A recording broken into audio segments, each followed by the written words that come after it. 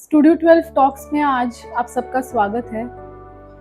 आज का कॉन्वर्सेशन है मेरी मॉम के साथ, मदरहुड पे, एक डॉटर को बड़ी करने पर और अपनी शादीशुदा ज़िंदगी को कैसे उन्होंने निभाया, कैसे हैंडल किया और एक लड़की से जब वो औरत बनी, मदर बनी, वो जर्नी कैसी थी उनके लिए, क्या वो आसान थी, क्या सैक्रिफाइसेस उन्हें करने पड़े और अगर आज वो अपनी यंग सेल्फ से मिले तो वो क्या बातें कहेंगी और क्या करेक्ट करना चाहेंगे।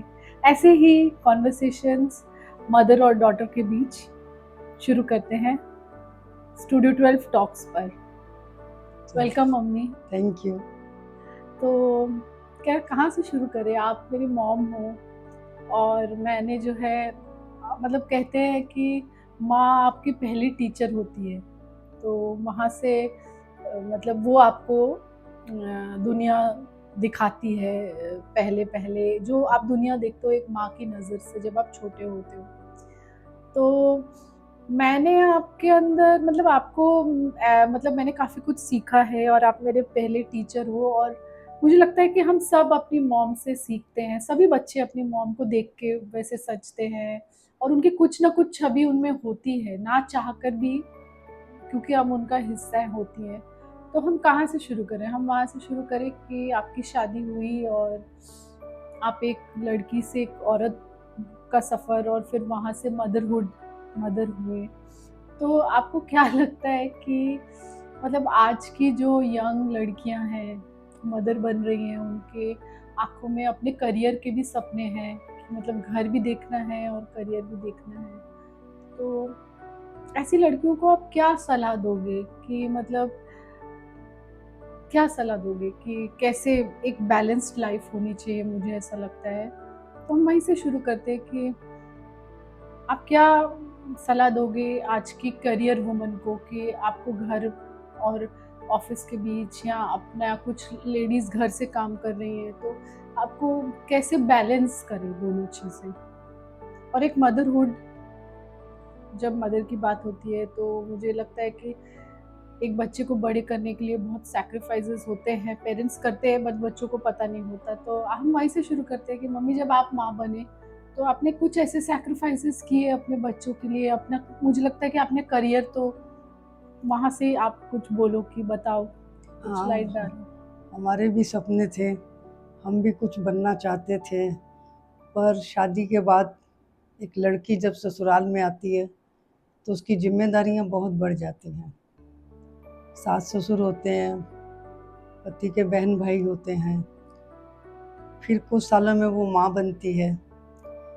तो माँ बनने के बाद उसको सबकी जिम्मेदारी के साथ अपने बच्ची को भी देखना पड़ता है। तो हम लोग के टाइम में तो संयुक्त परिवार होते थे, तो हम एक दूसरे के ऊपर अपने काम को छोड़ते थे, कभी वो हमारा करते थे, कभी हम उनका करते थे। पर आज वो वक्त नहीं है, अब सब सिंगल फैमिली हो गए हैं। तो फिर भी आजकल के बच्चों को सलाह दूंगी कि सिंगल फैमिली होते हुए भी अपने काम को भी देखो और काम के साथ साथ अपने बच्चे को भी पूरा टाइम देना चाहिए। क्योंकि अगर मम्मी पापा अपने बच्चे को टाइम नहीं दे तो बच्चा बड़ा अलोन फील करता है। और उसकी परवरिश भी ठीक से हो नहीं पाती है, उसकी हाँ फिर परवरिश भी ठीक हाँ से फिर नहीं। उसकी परवरिश में कमी रह जाती है ना। और एक बच्चे के लिए मम्मी पापा का साथ बहुत ज़रूरी होता है, दोनों का साथ। दोनों का साथ ज़रूरी होता है। खासकर जब बच्चे यंग हो जाते हैं तो फिर माँ के साथ पापा की बहुत ज़्यादा ज़रूरत होती है, क्योंकि माँ उनको घर की दुनिया दिखाती है और पापा बाहर क्या हो रहा है, बाहर की दुनिया कैसी है, उनकी अच्छी बुरी नज़रों में कैसे रहना है, पापा वो सब सिखाते हैं। तो मुझे पता है कि मम्मी, मैंने आपको जब से देखा है कि आप हाउसवाइफ हो और आप बहुत उस जोन में आप बहुत खुश हो अपने बच्चों के साथ।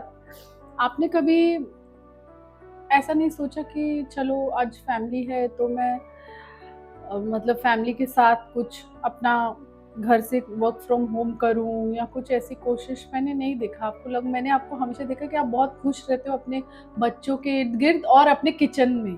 हमको अपने 3 बच्चे पालने थे ना, आज की तरह 1 बच्चे थोड़ी ना होते थे हमारे पास। तो मम्मी ये बताओ कि जब कोई परिस्थिति तो हमेशा एक जैसी नहीं होती है, तो जब बहुत डिफ़िकल्ट टाइम से कोई गुज़रता है, तो वो किन चीज़ों का सहारा लेता है अपने को ठीक रखने के लिए? मतलब कौन सी क्वालिटीज़ होती हैं जो अपने आप को सँभाले रखता है इंसान बुरे वक़्त में भी? बुरे वक़्त में भी इंसान को धीरज रखना चाहिए। मन ज़रूर खराब होता है एक बार, पर उसके बाद अपनी ज़िम्मेदारियाँ, घर देखना, बच्चों की परवरिश, बच्चों का रोज़ का स्कूल जाना, फिर उनको ट्यूशन भेजना, बच्चों के खाने-पीने का सब ध्यान रखना। तो जो परिस्थितियाँ आती हुई थीं, उनको भी भुला के कभी मन खराब होता था, उस मन को भी अच्छे करके भगवान से यही प्रेयर करके फिर शक्ति माँगते थे और अपने परिवार को फिर देखने के लिए अपने आप को सही कर लेते थे। तो जो इतना धीरज इंसान मतलब स्पिरिचुअलिटी क्या दे सकती है?